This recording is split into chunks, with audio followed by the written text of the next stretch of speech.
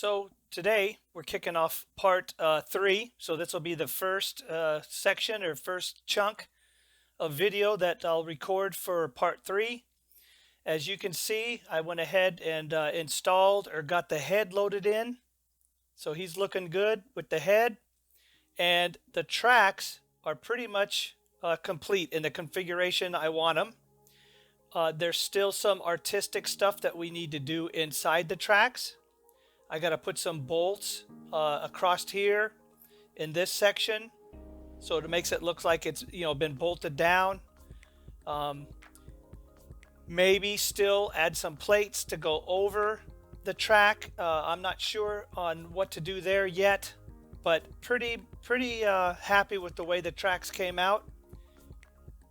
And that's what a tracked Gorkanaut looks like. Both sides, as you guys can see, it's done. So very similar, it looked the exact same left to right.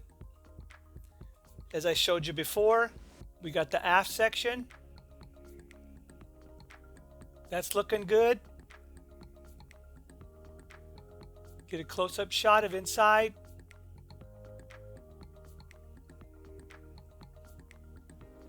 So right now, I totally forgot talking the other day for part 2. I was like, yeah, this is going to be done quick. We're almost done. The tracks are almost built. We'll finish this off in 3 parts. I totally forgot that I got to hand construct or scratch build some weapons. So this may be a 4-part video. So as of right now, part 3, the tracks are done. So in part 3, we're going to move into the arms and we're going to start working on the weapons. For now, I'm going to go ahead and leave the tracks alone. I'm not going to do any artistic stuff to the tracks. That'll be all done once I finalize the weapons. I still have to put the front Gorkanaut weapon here, which is his small belly gun. I have to put the horns. Most likely, I'm going to put the horn going down because I'm going to run this as death skulls. So I've sort of come to the conclusion that I think my orcs in general are going to be death skulls when 9th edition codex comes out. The objective secured ability of orcs of all infantry, it's just too good to pass up. It's better than the movement that you get from Evil Sons because the boards are so much smaller now. The boards are only 60 by 44. So you really don't need all that extra movement. Bad Moons, sure, they can shoot really good, but I don't want to shoot. Goths fight really good in hand-to-hand combat, but I think with the new rules being objective focused, that even the Goths extra dice in hand-to-hand combat, I think the objective secured is just a much more powerful rule or ability. I've kind of got an idea that I'm going to make a chain sword for this particular Gorkanaut. Again, I'm going to switch it up. All the Gorkanauts and Morkanauts out there have that standard GW claw. I'm going to go with the custom. I'm going to make a massive mega, what do you call it, Choppa or a chain sword. So we're going to give this guy a big Choppa. Okay, so that's all I wanted to do for today. So I just wanted to let you guys know, give you an update. This is where we're at. And then I'm going to start working on the weapons. So I'll do a little bit more cutting, do a little bit more grinding, and we'll come back. So continuing with part 3, as you can tell, I've moved this forward. I went ahead and I now have one of the first weapons attached. The head is attached. I went ahead and pinned his custom force field, his KFF. So as you can see, it has now been pinned so I can take it off or on depending on which configuration, whether I want to use a Morkanaut or Gorkanaut. So I wanted to spend a little bit of time discussing the weapon because I'm going to reverse engineer it for you guys. Since you weren't able to see me cut it and kind of put it together, I just wanted to describe how I did it so that for those folks that are interested in copying or making something very similar, you can go ahead. So first, what you have to do is you cut two pieces of either plastic card. In my case, I use poster board. I cut it to this shape. So as you can see, this outline, two pieces, and that's what makes your sandwich for your blades. So then you cut your blades, and for me, I just made triangles, nothing fancy. Again, that's poster board or plastic card. Lay those down on one side, glue one side down. Once you get one side glued down, then you put your top on, line it up, then drip some glue, thin CA, and it runs into the gaps and basically complete your sandwich. After that, I made this box, then lined it or kind of made like a grill so it looks like a exhaust or some type of intake or a grill. I use Q-tips for the center of these. So these are imaginary bolts or locations of where these plates would get bolted or riveted. So it's a part of a tube. So some type of tube like this. And then a center using a Q-tip. Put the center, glue it in. You guys have seen this before on the Mega Dread. This kind of makes it look like there's a gear here that operates this. Both sides. Just added a piece of steel just for artistic content. This piece is from a pen, an ink pen, or a felt tip marker. And this is the tip part. The felt tip marker should be coming out of here. As you can see, I turned it into like an exhaust. This is just a Q-tip that's all bent up. Looks like a bent piece of exhaust pipe. Here is just a bracket. I wedged it in between one piece, then put a couple pieces on the outside, another Q-tip, another piece of pipe. Basically, that's another piece of pipe or plastic tubing. Put another little piece of plastic tubing around it, added some rivets, then a hose. Again, another piece of a Q-tip. Hose goes inside. And pretty much that's it.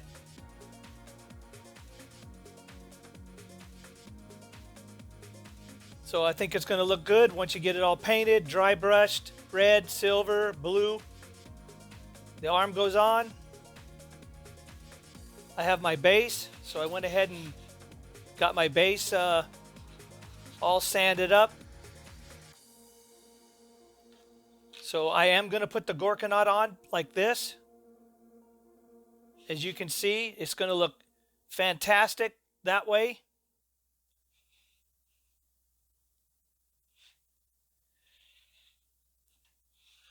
So just wanted to put this one out there real quick, add this to part 3. So next up, I'm going to start working on this arm. And that should be done maybe a day, half a day. And once we get this arm done, I can start adding all the little bits, all the little rivets, all the little funky designs, kind of make it my own. I'll spread some of these square rivets around. You notice how I kind of do square rivets where GW, most of their stuff is kind of round. So what I'll do is I'll go in and I'll start adding some extra square rivets in certain locations to kind of blend this all in. So what I build matches what GW gives me in their model. But I just wanted to show you that arm. One weapon out the door complete. Okay, so now on to the gun. And then we'll be back. Another couple hours later, maybe this is a couple days, not a couple hours, sorry, couple days. So this is where we've been able to drive this project forward. Just wanted to show you.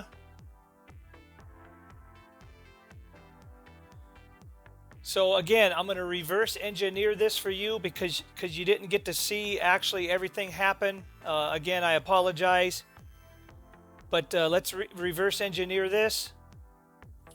So this is a toilet paper tube. So I took this, cut this down, folded it, put the seam on the bottom. I got a base in the back because we knew, or I know from building the Mega Dread, that this outside diameter of this gun was exactly the same as a base. So again, I knew that. So I knew that this tube had to be the same size as a base and this. So it made it all the measurements and it made the math easy. If you can see inside there, I have an additional liner of a toilet paper tube on the inside. Let me point it out. Let me get a pointer. Move the light.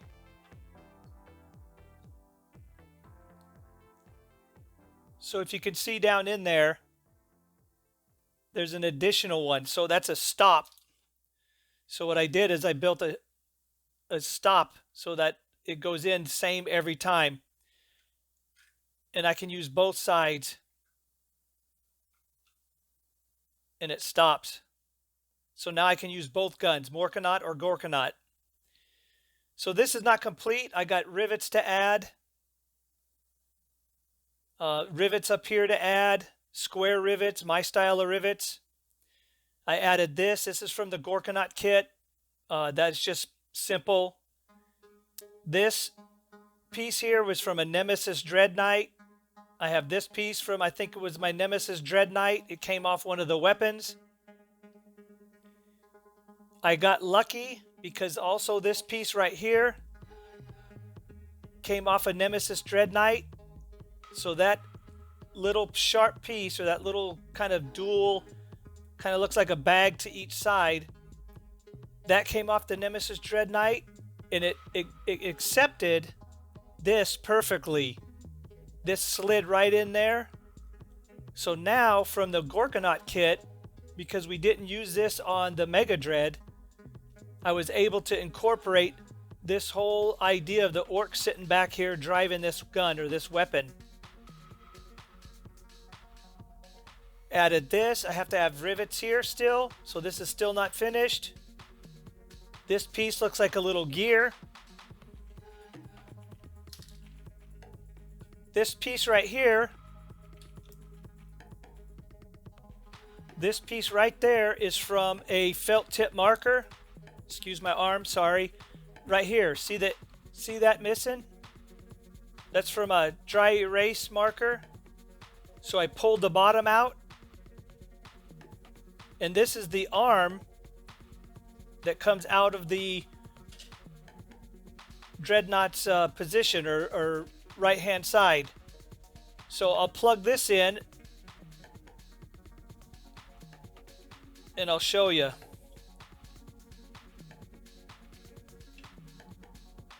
So right there, so this plugs in. That goes vertical up and down. So that fit right inside there perfectly. Centered. And it looks like some type of gear, or like it was made. Like the orcs put that in there and it turns. So from here, this is called a double pin.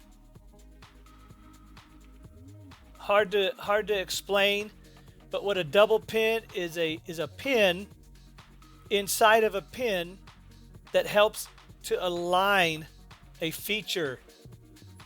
So this pin right here actually goes inside here. So as this goes inside,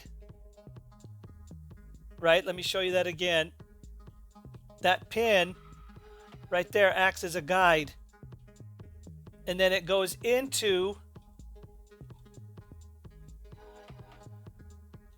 right in here. As I push on it, you'll see it go right up inside there.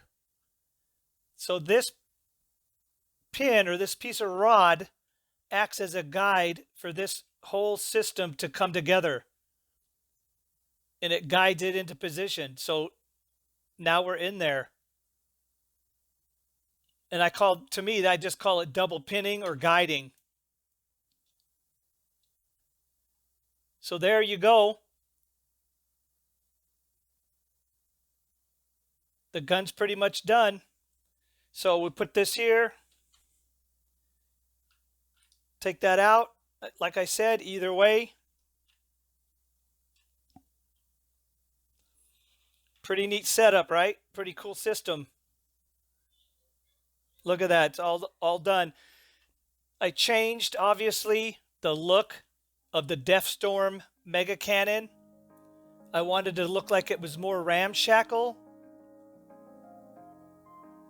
So in my estimation, I think personally in 9th edition, a lot of these Gorkanaut, Morkanauts, and Stompas and other things in the Codex, they're going to have the same ramshackle ability that the Orc truck has. That's just my personal opinion. I think they're going to give these models some type of feel no pain or some type of save. So there you go. So look at that. Check that out.